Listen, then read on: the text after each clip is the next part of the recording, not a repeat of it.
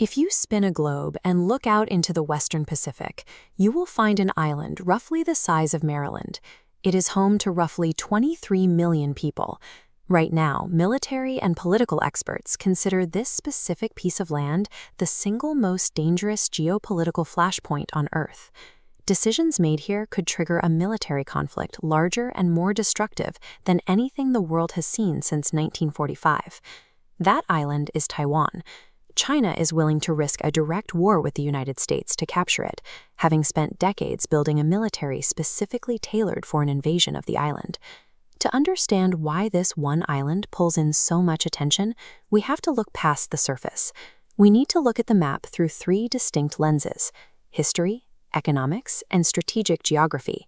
The overlap of these three layers creates a situation where the interests of the world's most powerful nations are pinned to a single piece of land. Let's look at that first layer. In 1945, World War II ended, and Japan surrendered its colonial control over Taiwan.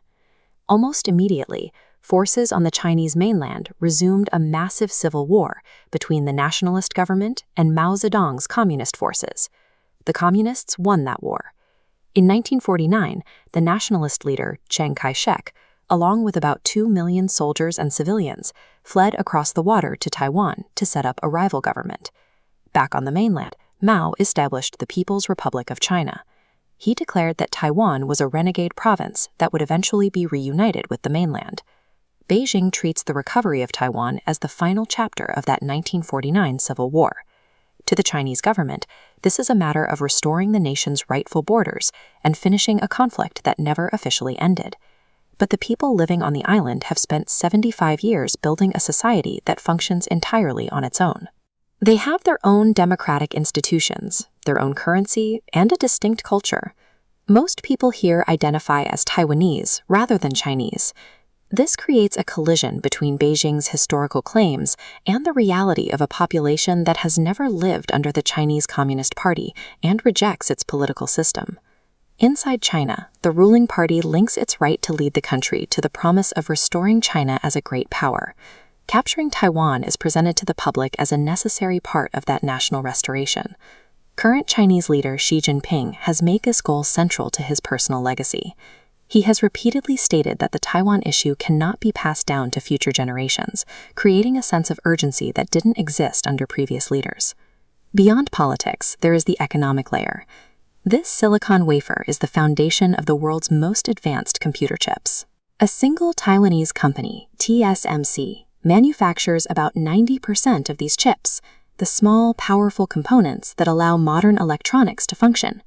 These chips are produced in specialized environments that only Taiwan has mastered at this scale. They are the essential components in everything from the phone in your pocket and the computers in modern cars to the guidance systems in advanced military weapons. Because there is no other company that can immediately replace this production, a war that damages these factories would instantly cut off the global supply of modern electronics. This would stall industries worldwide and likely trigger a global recession more severe than the 2008 financial crisis. The third layer is written into the geography of the ocean. Military planners look at this map and see the first island chain, a series of islands running down through the Philippines. Combined with American military bases in the region, this chain acts as a physical barrier. It keeps the Chinese Navy and Air Force contained close to their own coast, limiting their ability to move freely into the open Pacific Ocean. Taiwan sits directly in the center of this chain. It is the physical anchor that holds this entire containment barrier together. If China takes control of Taiwan, they break that barrier. From Taiwanese bases, Chinese submarines and aircraft could move unobstructed into the deep Pacific, directly challenging the naval presence of the United States and its allies.